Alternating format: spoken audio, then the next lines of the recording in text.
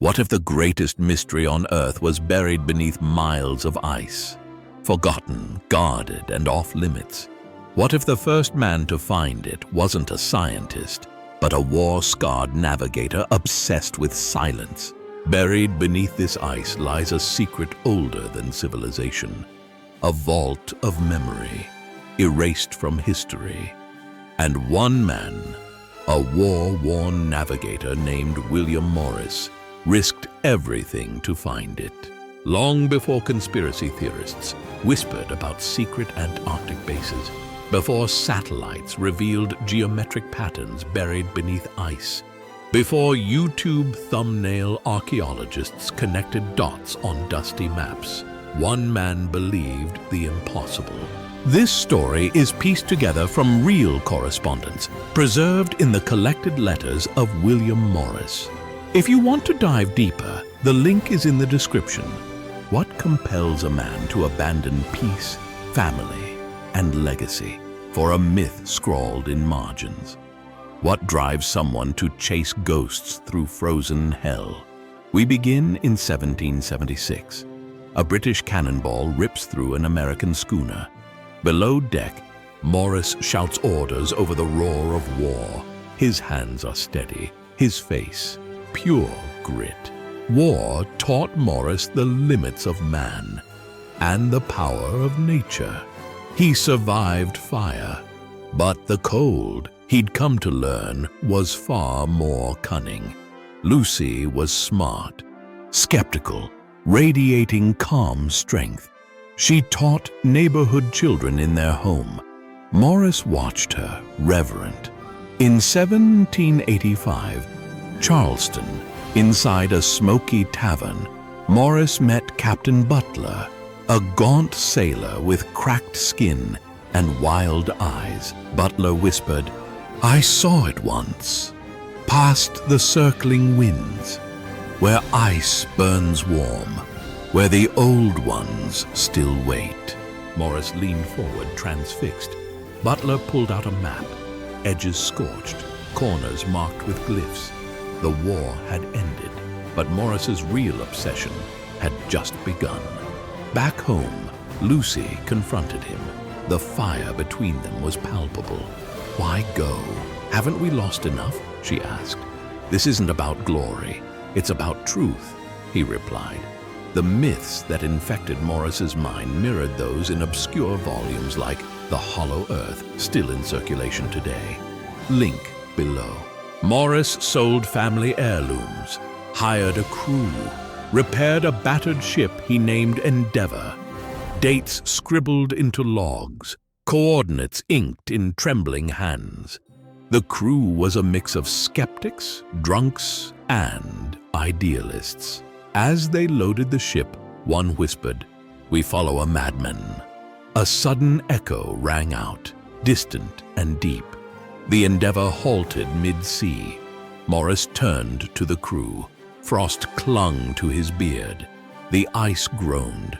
Then, silence. The Endeavor battled a wall of icy wind. The mast groaned.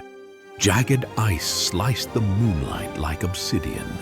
The further south they pushed, the less the world made sense.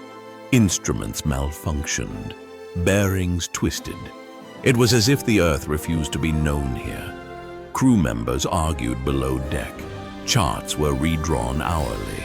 Food stores froze in the hold. The ship creaked with each gust, as if protesting the mission itself. Morris scribbled in his journal. February 4th. Light appeared on the ice. Pale, pulsing. Crew terrified. I feel drawn to it. A high-pitched ringing filled the air. One sailor began sleepwalking toward the bow. Another said he saw shadows moving beneath the ice. Then, a crate drifted beside the ship. Inside it, a soaked manuscript wrapped in oilcloth. Pages filled with a cipher. The symbols matched Butler's map. Suddenly, Morris entered a trance. His eyes glazed over. He spoke in a language no one understood. The crew tackled him to the deck. Then, again, silence. The ice split open. A channel appeared, too precise to be natural. They followed it, the ship gliding forward. They had crossed a threshold, not into new land, but into a place that had been waiting for them. A place hidden from time and memory, now reawakened by their arrival. The Endeavour glided through the unnatural channel. The ice walls shimmered faintly, reflecting aurora light. Suddenly, something massive loomed ahead, a structure half buried in the ice, geometric and cold. The ship stopped. Then it rose. A craft of obsidian material emerged, dripping seawater, humming with energy.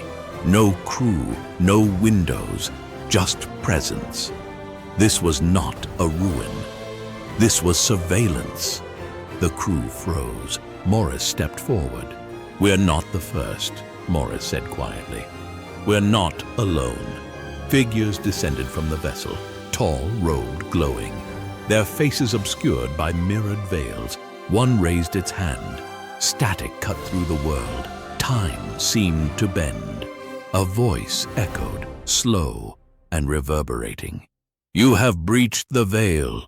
What you uncover, you must carry." Morris collapsed. Hours later, he awoke holding a glowing sphere. The vessel was gone. The crew sailed forward in silence. The channel opened into a hidden bay. There, rising like a hallucination from the ice, was a city. Crystalline spires, hovering craft, bridges of light, all glowing with soft energy. The crew stood in awe. They had found it. Not ruins, not fossils. A civilization, awake. Tall, serene citizens met them, human but altered. Shimmering skin, harmonized voices.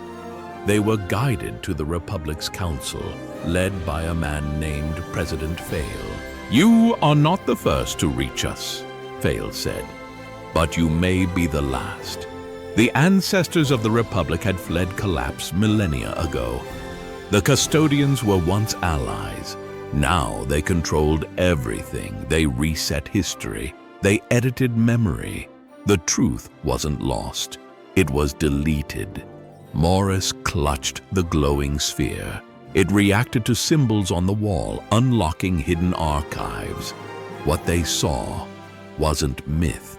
It was history, interrupted. The archives told a story of fracture. One civilization split in two. One chose to remember. The other chose to control. Morris whispered, "We were meant to remember." Fail nodded. "Then help us wake them, all of them." The crew and Republic began to prepare a transmission, not just data, but memory itself. The goal wasn't to inform, it was to ignite, to restore what had been buried under centuries of curated ignorance. They activated a cathedral-like chamber, ancient nodes aligned. Morris placed the sphere at the center. The room glowed. Holograms burst into view, extinct languages, lost cities, erased symbols. Meanwhile, custodian vessels rose from the snow, silent, menacing. The Republic didn't arm themselves. They sang. A harmonic barrier of memory surged around the city. The custodians stopped, hovered, then withdrew. They feared unfiltered memory more than war. The Republic's plan worked. Memory rippled outward. Across the world, people stirred. Dreams grew vivid. Artists painted symbols they'd never seen. A girl in Istanbul drew ancient runes with chalk. A man in Patagonia wept at a song he didn't know he remembered. Morris stood in the chamber, overwhelmed. "They erased us to protect us," he said. "But they protected us from ourselves. That ends today." The world was remembering. The signal intensified. The Republic linked with the Endeavor's relay, primitive but untraceable. President Fail stood before the transmitter. "Every civilization deserves its history," he said. "Today, we return yours." The sphere cracked. A blinding pulse shot out. Memory, pure and ancient. Archives opened. Children saw their ancestors teaching through glass. Entire lifetimes re-encoded in light. The city began to shift, not collapse. Transition. In the modern day, a drone flying over Antarctica caught interference. For 2 seconds, the name Morris appeared in the snow. Then, it vanished. Back in the past, the crystalline city dissolved like a mirage. Morris stood alone on the deck of the Endeavour. "We're not returning with answers," he said. "We're returning with questions the world forgot how to ask." The ship turned north. Snow fell heavier. Then, sunlight. Morris's journal closed. The last page read, "They were never lost. We simply stopped looking." Blackout. A voice returned. "The next story begins where this one ends." Witness the cosmic aftermath in Lemuria, the forgotten civilization and its cosmic guardians. Watch it now.